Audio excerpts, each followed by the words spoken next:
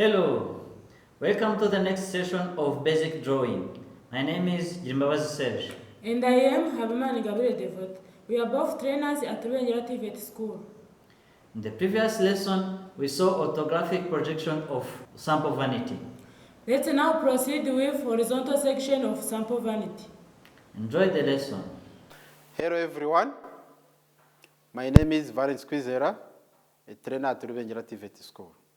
Today, we are going to continue with session number 3, which is called horizontal section. As usual, in this lesson we have also two objectives. The first objective is that at the end of this session, the learner will be able to differentiate hatching symbols that are used in carpentry. Objective number 2 is that at the end of this session, the learner will be able to draw properly horizontal section of sample vanity. I encourage you to follow well and take notes and even to draw some drawings so that later you understand well the content. So just in order to know internal features of a given furniture, just we need to make a section. Then, by using that section, just you are able to see the parts that are not visible on the views. That is why we need this section line so that you can see the parts that are inside of this furniture. So this is the section line that we are going to use, and then we are going to make the cut through this drawer, and then we look above. So in the carpentry, we have many types of hatching symbols, but in this session, we are going to focus on those 4 types of hatching symbols. The first one is the symbol that we use when you want to show the end grain. The second one is the symbol that we use when you want to show along the grain. And the third one is the symbol that we use when you want to show the plywood. And even the last one, which is number 4, is the symbol that we use when you want to specify the cutting of manufactured product, which is called MDF.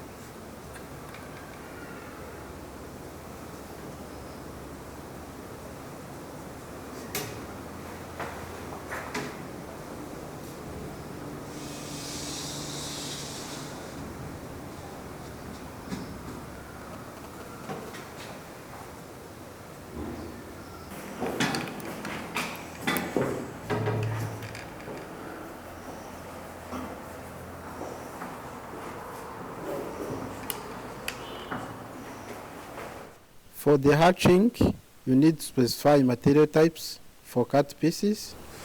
As you see, inclined lines at 45 degrees are used for cut pieces at end grain, while continuous thin freehand are used for cut pieces along the grain. For more clarifications, if we have big projects, we produce many sections, or we can add specifications for keeping the neatness of drawing.